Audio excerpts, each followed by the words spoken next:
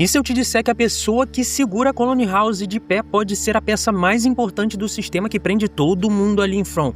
Muita gente, inclusive eu, achou que a dona era só a líder forte da Casa Colônia, mas o padrão de sobrevivência dela, junto com o coração parando na 4ª temporada, aponta para uma outra coisa, um acordo feito na primeira noite. Quer saber como eu cheguei nisso? Vem comigo, deixa o like, se inscreve no canal e bora pro vídeo.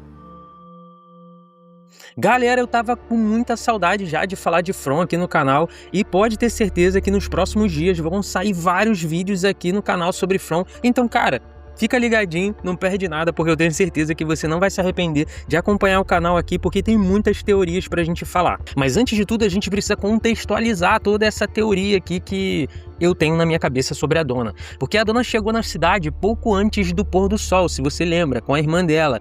A irmã saiu do carro com uma espingarda, confrontou uma das criaturas e acabou morrendo. A dona correu pra floresta, sem talismã, sem casa protegida e sem entender as regras. Ela ouviu as criaturas torturando a irmã e sobreviveu a primeira noite inteira. E guardem isso porque a lista não para por aí. Anos depois, a Abby apontou uma arma para ela. A dona sobreviveu. As criaturas invadiram a Colony House e transformaram aquela casa toda ali, que era mais segura até então da cidade, num campo total de morte. E novamente a dona sobreviveu. O Randall, se você lembrar, arrastou ela para a floresta, amarrou ela numa árvore e planejou deixá-la ali depois que escurecesse, só para provar que ela tinha alguma ligação com a cidade. E novamente a dona sobreviveu.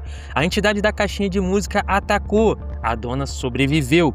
A crise da comida, a transformação da Fátima, os bonecos espantalhos, cada colapso da Colony House veio para as pessoas ao redor dela e a dona sobreviveu. E aí entra a 4ª temporada, que tirou qualquer dúvida sobre até onde isso vai. O coração da dona parou por vários minutos. A mulher que todo mundo chama de o coração da Colony House ficou clinicamente morta e, adivinha? Voltou.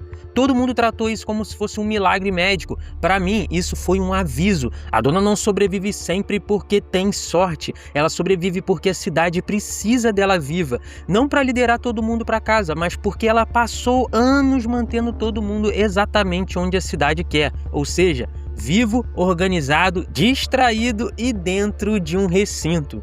Mas vamos comigo aqui, presta atenção. Afinal de contas, qual é a teoria aqui por trás de tudo isso que eu tô falando? A minha teoria é que a dona morreu ou chegou muito perto disso, né? Na primeira noite dela na floresta. E a cidade devolveu ela debaixo de um ritual ou um acordo, que seria preservar a população e impedir que a comunidade chegasse ao colapso. O preço não foi virar um monstro, foi virar a cuidadora da cidade, como se fosse uma espécie de governanta. E não precisa ela lembrar do acordo. A cidade manipula a memória o tempo todo. Lembrando, tem diversos personagens que têm problemas inteiros ali sobre gatilhos de memória e até lembranças do passado. Por exemplo, a Tabitha e o Jade precisam de gatilhos sobrenaturais ali para lembrar de vidas anteriores. A Sarah ouve instrução que não entende completamente. Inclusive o Henry recebe uma realidade falsa completa ali na mente dele. A própria Fátima foi vítima de um ritual sem que ela tivesse qualquer consciência disso. Esse ritual mudou não só a percepção dela, mas também o corpo e quem ela é. Ou seja, um pacto ali não precisa parecer duas pessoas assinando o contrato, né? Pode ficar enterrado debaixo do trauma, virar instinto, parecer responsabilidade. A dona pode amar os moradores de verdade e acreditar de verdade que está protegendo eles. Mas o instinto mais fundo dela é quase sempre o mesmo. Preservar a casa, controlar a informação, parar o pânico, manter as pessoas vivas, não deixar a comunidade se despedaçar e, principalmente, não deixar todo mundo ir embora. E isso faz com que a dona se torne uma vilã por função.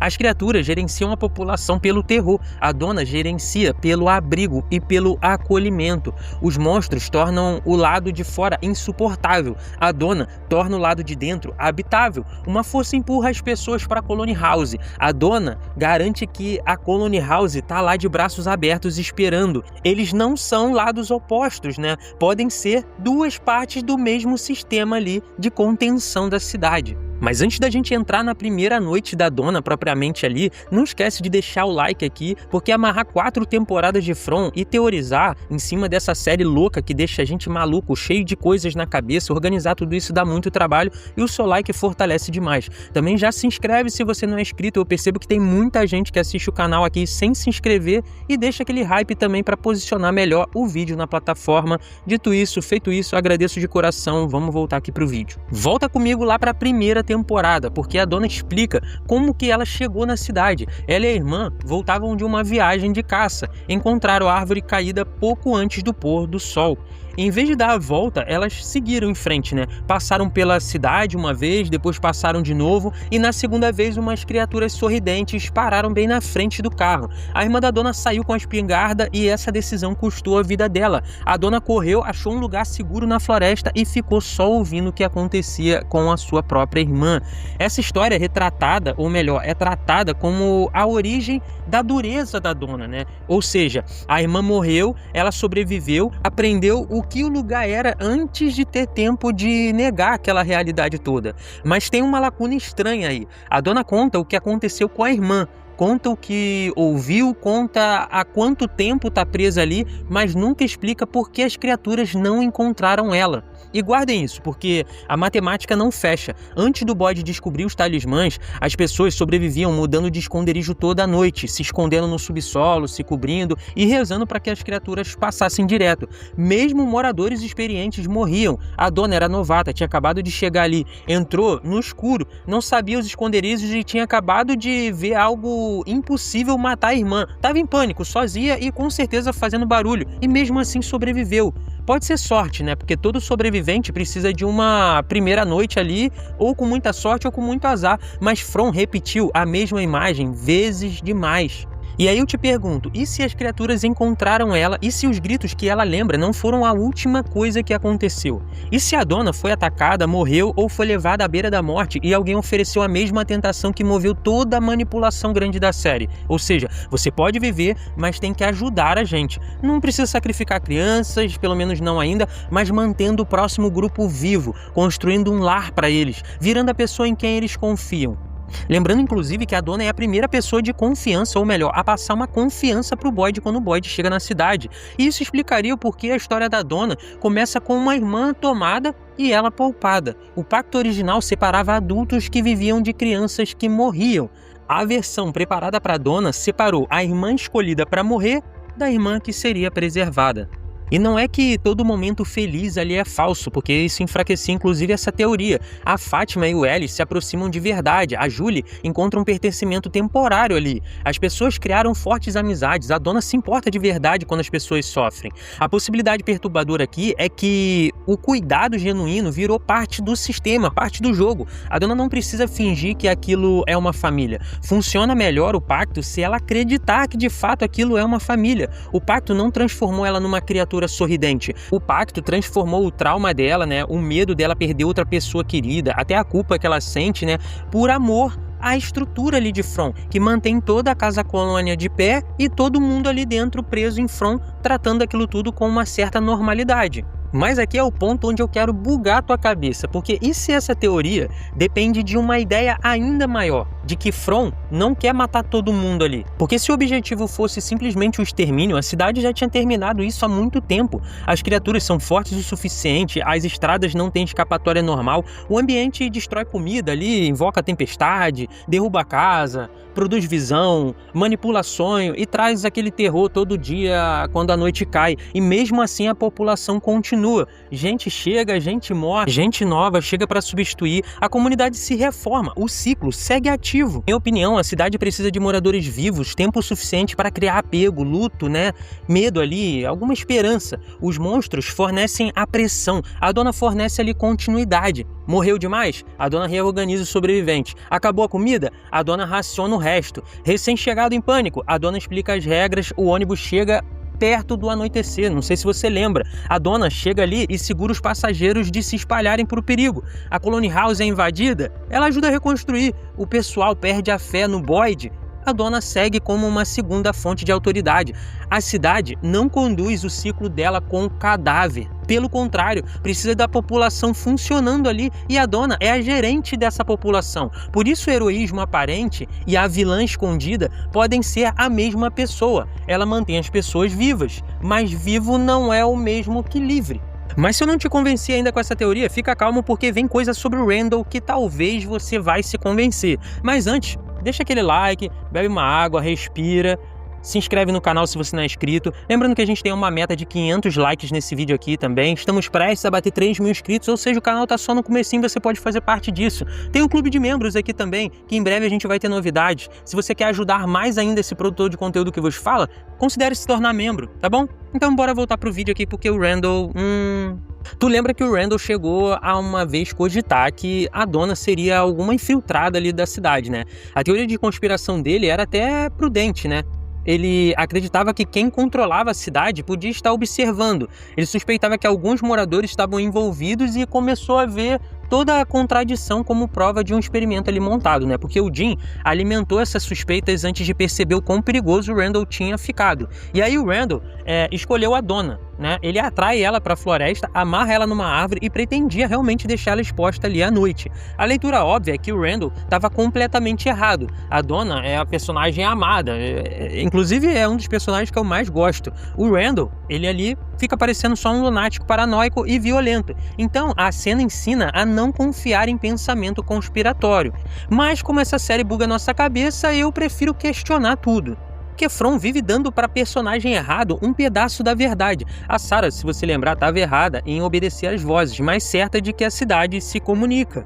O próprio Jim estava errado sobre um experimento governamental simples, mas certo de que alguém observava e conseguia se comunicar por tecnologia.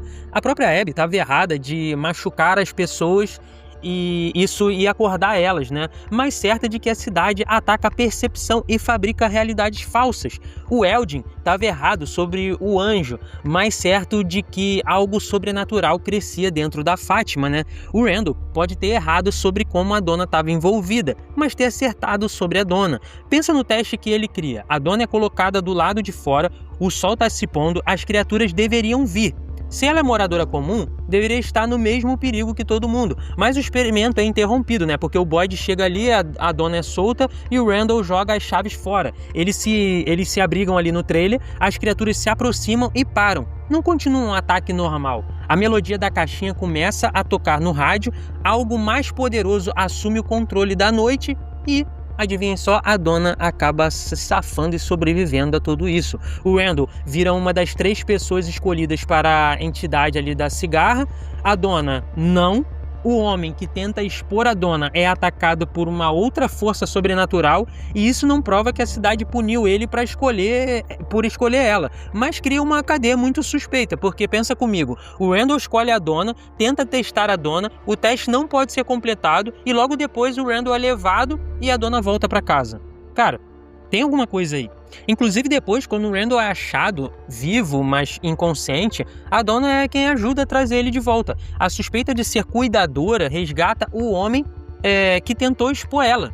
É exatamente o que a dona sempre faz. Ela não remove a ameaça, ela reintegra essa ameaça à população. Mas o padrão mais suspeito da dona não é só sobrevivência, é o controle de informação. Porque quando o Boyd mata o Smile e mostra o corpo para a dona, ela fica brava de ter escondido ele. Essa reação faz sentido para uma líder, mas o próximo instinto dela é muito revelador: queimar o corpo, fazer isso longe, não deixar o pessoal ficar curioso. Ou seja, um monstro é morto, é o maior avanço que os moradores conseguiram fazer, prova que as criaturas podem ser feridas, né? Dá essa evidência toda ali pro pessoal, e a prioridade da dona é impedir que os moradores vejam isso. Ela diria que tá parando o pânico. Essa é sempre a explicação dela, mas quando a comida fica perigosamente baixa, a dona evita contar para todo mundo justamente porque eles podem entrar em pânico. Quando a Tilly morre e a Fátima é a responsável, a dona primeiro insiste que a verdade não pode ficar escondida e depois ela muda de ideia, porque acredita que os moradores não aguentariam a verdade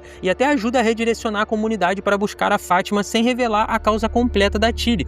Quando a Tabitha volta depois de escapar da cidade, a dona encoraja ela a não virar heroína e focar nos filhos. O conselho é compassivo e é também exatamente o que o sistema de contenção iria querer. Não investiga a rota de fuga, não arrisca outra tentativa, volta para a família, aceita a vida disponível dentro da cidade. A dona não costuma destruir evidência, pelo contrário, ela domestica aquela evidência, transforma toda a crise sobrenatural em um problema prático de gestão. Monstro morto vira algo para queimar. Falta de comida vira cronograma de racionamento. Assassinato vira algo que a comunidade não está emocionalmente pronta para saber. Gravidez impossível vira um possível milagre. Dona sempre traduz o mistério em sobrevivência, e a sobrevivência acaba atrasando a fuga das pessoas da cidade. A quarta temporada torna essa metáfora aqui literal, né? Porque a dona é descrita o tempo todo como o coração da Colony House. Ela desmaia depois de voltar de mais um pesadelo na floresta. Os moradores tentam reanimar por vários minutos e não conseguem. A dona fica clinicamente morta e volta. A explicação normal é que o Boyd, a Christie e os outros ressuscitaram ela. E isso, de fato, é inteiramente possível. A série não revela intervenção sobrenatural explicitamente, mas de uma perspectiva de narrativa, a cena faz algo muito maior. Ela pergunta como fica a cidade sem a dona. As pessoas se juntam ao redor, o Boyd fica desesperado, a comunidade perde o centro emocional. A pessoa que segurou a Colony House unida começa a sucumbir. Simplesmente some, e então o coração dela volta a bater. Para mim, a cidade permitiu a dona voltar porque o trabalho dela não tinha terminado. Pode ser, inclusive, que essa nem tenha sido a primeira vez que isso aconteceu. A quarta temporada pode estar montando abertamente o que aconteceu escondido lá na primeira noite. A dona morre, a dona volta, a dona continua protegendo a casa. Então, para mim, a cidade aprendeu que medo sozinho não segura ali a população. As pessoas precisam de comida, de celebração, de relacionamento. A dona cria o amanhã e o próximo e o próximo. Mantém todo mundo esperando um futuro que nunca chega. E debaixo dessa teoria, as criaturas e a dona dividem a cidade. À noite, as criaturas impõem o medo, torna sair ali do abrigo quase impossível, e durante o dia a dona repara o dano, né? Conta os mortos, redistribui comida, cama, organiza tudo, e aí as coisas ficam funcionando, a cidade fica rodando, o ciclo continua. E a gente já viu que para a série, ciclo é algo muito importante. E é aí que, para mim, a dona passa a ser a pessoa mais perigosa ali do que uma criatura, porque todo mundo sabe que não deve confiar no sorriso do lado de fora da janela, né? Mas todo mundo confia na dona. Só que aí você deve estar se perguntando, por que a dona aceitaria um pacto desses, né? A resposta provavelmente é a irmã. A identidade inteira da dona dentro da cidade é construída ao redor dessa perda. Ela ainda ouve os gritos, né? Lembra exatamente há quanto tempo está presa ali e guarda uma foto das duas. A dureza dela começa no momento em que ela correu. Então imagina, a dona naquela primeira noite, ela ficou ferida ali, aterrorizada e tudo mais, acreditando que abandonou a irmã, e então uma voz oferece um jeito dela sobreviver. Talvez a dona acredite que pode vingar a irmã, sei lá, depois disso, né? Talvez digam que ela precisa proteger as pessoas que vêm em seguida. Talvez a voz possa até ter prometido, né, que manter os outros vivos equilibraria a pessoa que ela não conseguiu salvar. E esse pacto não pareceria maldade, né? Pareceria penitência pra mim, né? É assim que a cidade prende gente boa ali, porque a Sarah, por exemplo, acreditava que estava salvando todo mundo. O Eldine acreditava que estava protegendo a Fátima e ajudando a cidade a ir pra casa, né? A própria Abby, como eu já falei anteriormente, acreditou que estava libertando as pessoas de um pesadelo.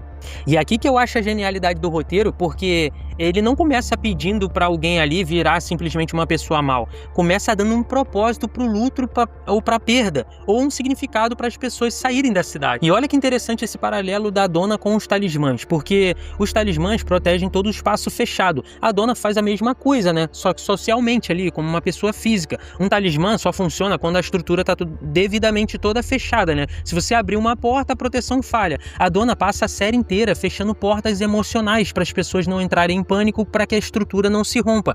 Ela transforma um grupo de estranhos assustados numa estrutura totalmente selada. Mas a quarta temporada termina com talismãs físicos ali sendo roubados e jogados numa árvore ali mágica. O sistema de proteção foi removido da cidade. Isso pode forçar a função real da dona a ficar mais exposta. Se as pedras físicas se foram, os moradores vão se voltar para a pessoa que sempre fez eles se sentirem protegidos, ou seja, a dona. E a temporada final pode mostrar que ela consegue oferecer segurança sem o talismã, mas essa segurança isso vai ter um peso. Ou seja, vem, fica na Colony House, não acredita no Boyd, não mexe com os ossos, não confia no Jade e na Tabitha, e isso pode ser exatamente o que a cidade quer para colocar todo mundo contra o Jade e a Tabitha, e o ciclo se repetir mais uma vez com eles sendo mortos. E cara, na minha opinião, essa teoria vai fazer muito sentido nessa quinta temporada, porque a primeira noite da Donna vai ser revelada por memórias perdidas ou flashbacks, eu tenho certeza disso, expondo um encontro ou um pacto escondido ligado à sobrevivência dela e possivelmente à irmã.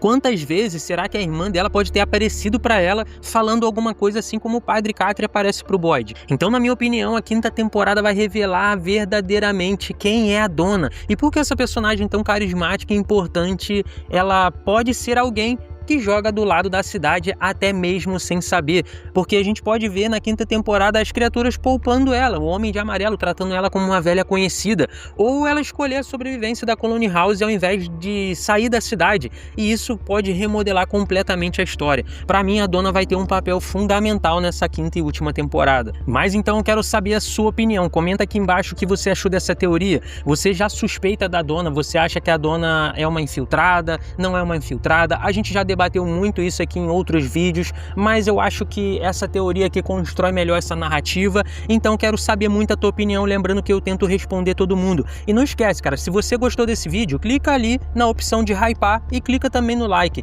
isso ajuda demais o vídeo a chegar em mais pessoas e o canal continuar crescendo. E claro, se você não é inscrito, chegou até aqui, eu não sei o que você está esperando para clicar ali no botão inscreva-se. A gente vai se falando e se vê no próximo vídeo. Falou e fui!